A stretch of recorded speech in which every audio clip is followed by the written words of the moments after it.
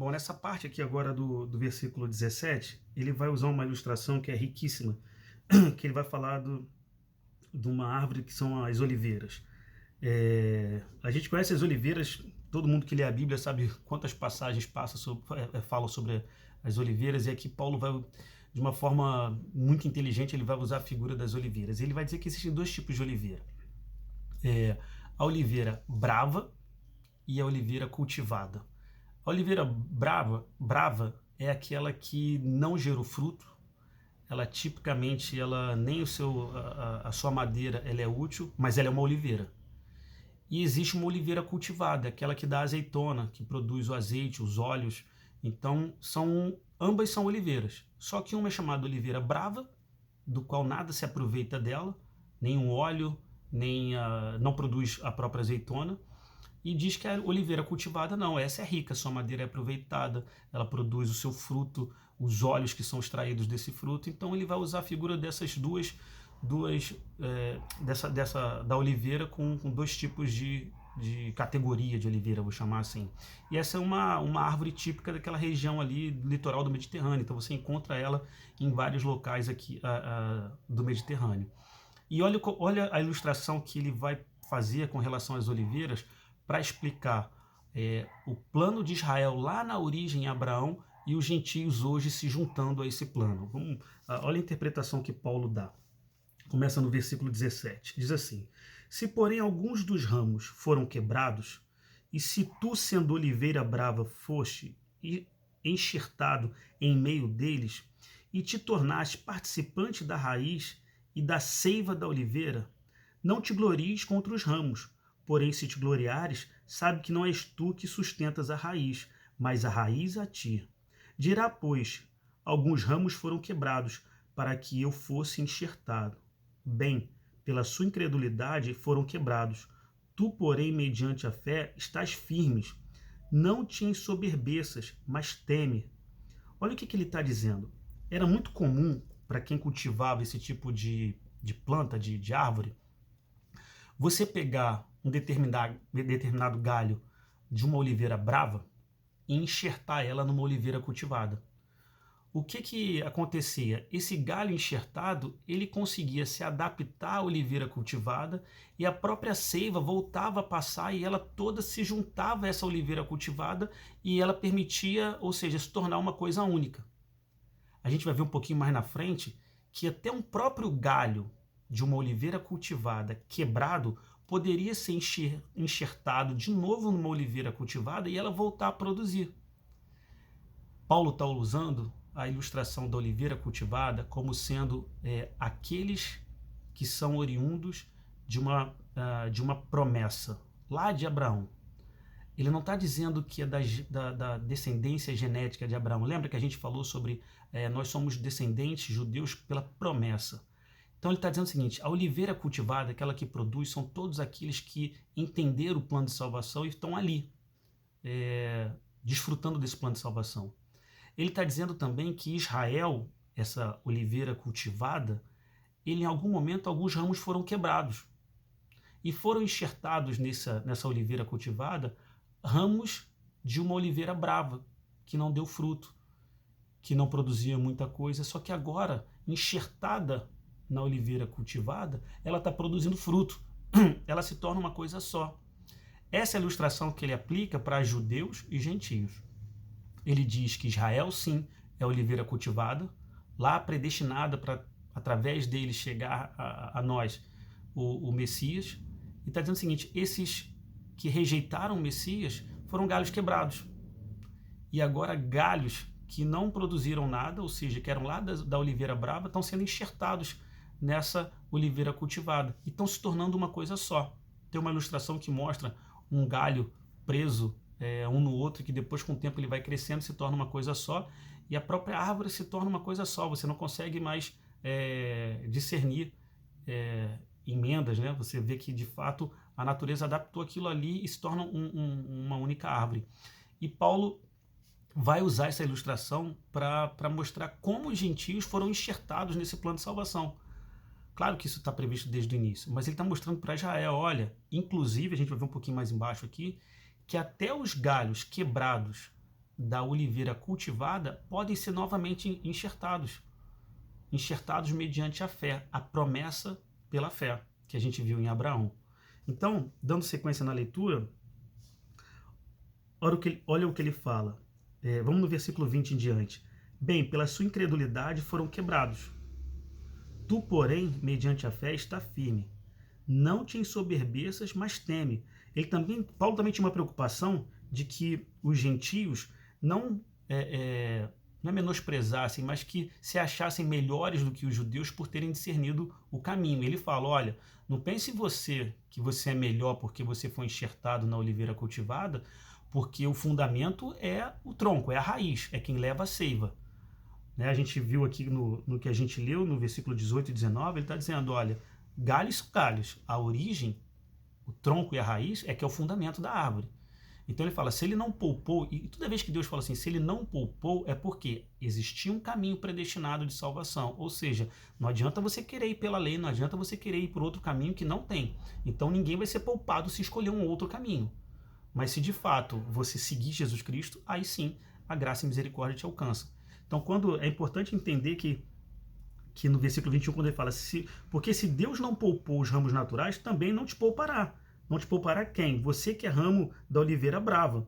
Então ele está dizendo que ele definiu o caminho. E se você não entrar no caminho, de fato, você não tem como alcançar misericórdia.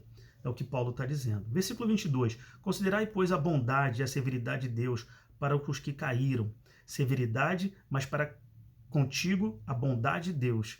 Se nela permaneceres, de outra sorte também tu serás cortado. Eles também, se não permanecerem na incredulidade, serão enxertados, pois Deus é poderoso para enxertar de novo. Pois se foste cortado daqui por natureza era oliveira brava, e contra a natureza enxertado em boa oliveira, quanto mais não serão enxertados na sua própria oliveira aqueles que são ramos naturais. Foi o que eu falei. O versículo 24, ele mostra, quanto mais os que são da origem da oliveira cultivada. Esses serão enxertados, é mais fácil ainda ser enxertado. Então, Paulo, é fantástico a forma como ele ilustra a relação de judeus e gentios, olhando para a promessa, a origem da promessa lá em Abraão. Existia uma oliveira cultivada, aquela que foi feita para produzir o seu fruto, a sua madeira era aproveitada, ou seja, ela era uma árvore de honra. Ele diz que existia ali uma outra árvore que quase não produzia nada, que é a oliveira brava. E ele diz o seguinte, agora eu posso enxertar na oliveira cultivada ramos da oliveira brava que ele vai frutificar. Esses somos nós, os gentios, que alcançamos a graça e a misericórdia sendo enxertado nesse plano de salvação, de redenção para a humanidade. Seguindo no versículo 25, diz assim, porque não quero, irmãos, que ignoreis esse mistério, para que não sejais presumidos em vós mesmos que vem endurecimento em parte a Israel, até que haja entrado a plenitude dos gentios. E assim todo Israel será salvo, como está escrito, virá de Sião o libertador, e apartará de Jacó as impiedades. Esta é a minha aliança com eles, quando eu tirar os seus pecados. Quanto ao evangelho, são eles inimigos por vossa causa. Quanto, porém, à eleição, amados por causa dos patriarcas. Olha o que Paulo está dizendo. Se alguém um dia falar, né, se você entender que Deus não teve misericórdia de todos, o texto aqui ele contradiz isso. Paulo está dizendo, Deus teve misericórdia de todos, tem misericórdia de todos. Tanto que ele fala, não quero, irmãos, que ignoreis este mistério, para que não sejais presumidos em vós mesmos que veio endurecimento em parte a Israel.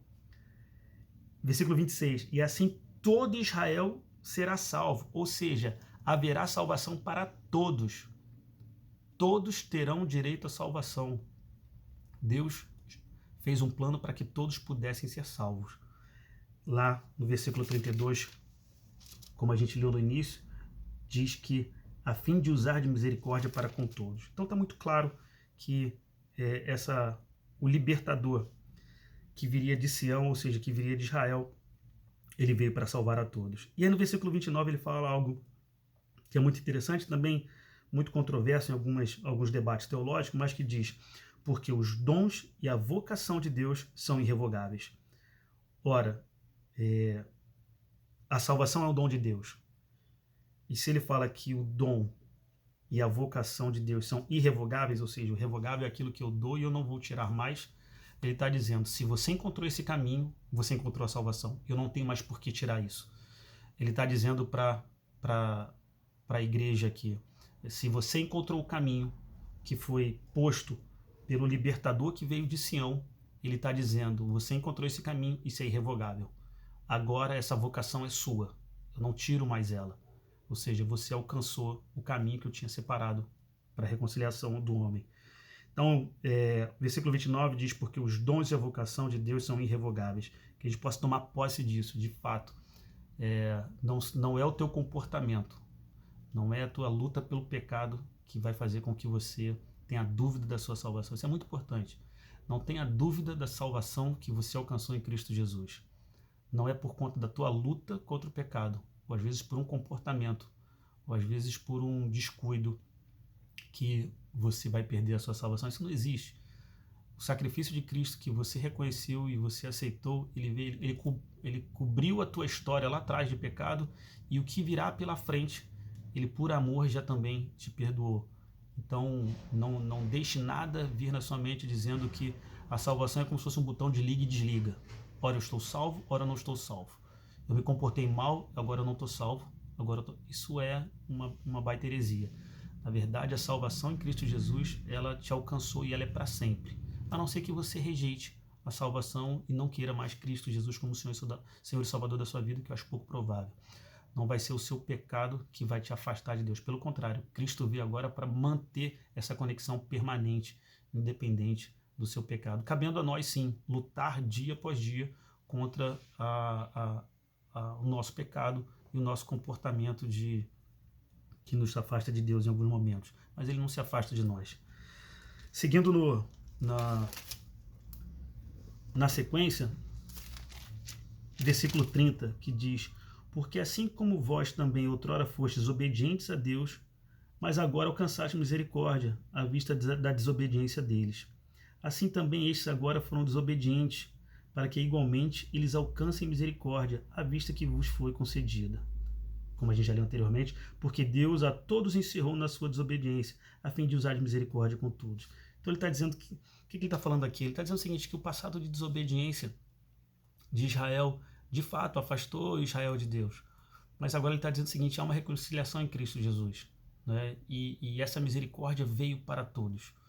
É importante que a gente tenha esse discernimento, que a salvação ela não é seletiva. A salvação não veio para alguns. O caminho foi predestinado em Jesus Cristo. E agora todos nós temos acesso a Ele. E Ele disponibilizou isso para todos nós. E ele termina com... Isso aqui é um cântico. Né? Eu não vou dizer que ele termina, porque como eu já falei anteriormente, essa carta foi escrita de uma forma corrida. Os editores da Bíblia, do texto, é que foram separando isso ao longo da história em capítulos e versículos. Mas é interrompido aqui o capítulo 11 e com um trecho do 33 ao 36, que depois se tornou até uma música que é cantada na igreja antiga, que vai falar desse mistério todo que foi o plano de salvação, esse mistério todo que existe dos judeus sendo enxertados numa oliveira cultivada, e aí daí eles passam a gerar frutos. Ou seja, ele fala da riqueza do conhecimento de Deus, a forma como Deus resgata o homem, é um mistério, mas é um mistério profundo e cheio de amor, que ele vai discorrer agora do 33 ao 36, que diz assim: ó profundidade da riqueza, tanto da sabedoria como do conhecimento de Deus. Quão insondáveis são os seus juízos e quão inescrutáveis os seus caminhos. Quem, pois, conheceu a mente do Senhor? Ou quem foi seu conselheiro? Ou quem primeiro lhe deu a ele, para que lhe venha a ser restituído? Porque dele, por meio dele e por ele são todas as coisas. A ele a glória eternamente. Amém. Paulo está dizendo, quem somos nós para reivindicar alguma coisa diante de Deus? Você entregou alguma coisa dele, para que você pudesse reivindicar? Nós nunca entregamos nada para Deus. Ele que veio até nós, lá atrás, no nosso afastamento, no nosso distanciamento de Deus, ele que veio até nós, se aproximou e nos resgatou. E ele está falando, isso é de uma profundidade. Ele fala, os pensamentos de Deus são quase que impossíveis de serem alcançados, porque a gente não consegue compreendê-los. Nossa limitação humana não nos permite entender a plenitude e a amplitude dos planos de Deus. Então, às vezes, você está passando por uma situação na tua vida que você fala assim, eu não estou entendendo o que está acontecendo. Senhor, por que? Basta a gente confiar. A gente, às vezes a gente não tem naquele momento discernimento, entendimento para compreender o porquê não está passando isso. Mas se nós confiamos naquele que tem os pensamentos corretos sobre nós, ele que sabe o que é melhor para a gente, cabe a gente confiar e descansar. É um passo de fé. Assim como Abraão sai lá da sua parentela e vai atrás de uma promessa de uma grande nação, assim é com a gente. Eu olho para as circunstâncias do que eu posso estar vivendo, eu vou dizer, Senhor, eu não entendo. Então não cabe o reclamar e o murmurar. Cabe entender o seguinte, os pensamentos de Deus são muito maiores do que os meus. Talvez eu não entenda o que está acontecendo agora, mas Ele sabe o motivo. Ele compreende, Ele planejou a minha vida. Então, eu estou na mão dEle. Eu tenho que descansar nisso. E posso eu reivindicar alguma coisa de Deus? Ele está dizendo para os judeus aqui de Roma, dentro da igreja, está falando para os gentios. Alguém aqui pode reivindicar de Deus alguma coisa? Alguém pode acusar Deus de não estar cumprindo o prometido? Alguém pode dizer alguma coisa, Senhor, você tá em falta comigo? Nenhum de nós podemos fazer isso, porque foi Ele que se dirigiu até nós, Ele que veio ao nosso encontro, Ele que veio nos resgatar. E Ele diz, versículo 36, para a gente terminar, porque dele, por meio dele e para ele são todas as coisas. Tudo que vem acontecendo, tudo que está acontecendo é por meio dele, é para ele e é para que o nome dele seja glorificado. Que de alguma forma a tua vida possa frutificar e glorificar o nome do Senhor. Eu termino aqui o capítulo 11 de Romanos. Espero que você continue se debruçando sobre esse livro, lendo sobre ele e que você se apaixone por esse livro. Desejo a vocês aí um bom domingo e que em breve a gente possa estar junto de novo celebrando a nossa comunhão. Fiquem na paz do Senhor. Amém.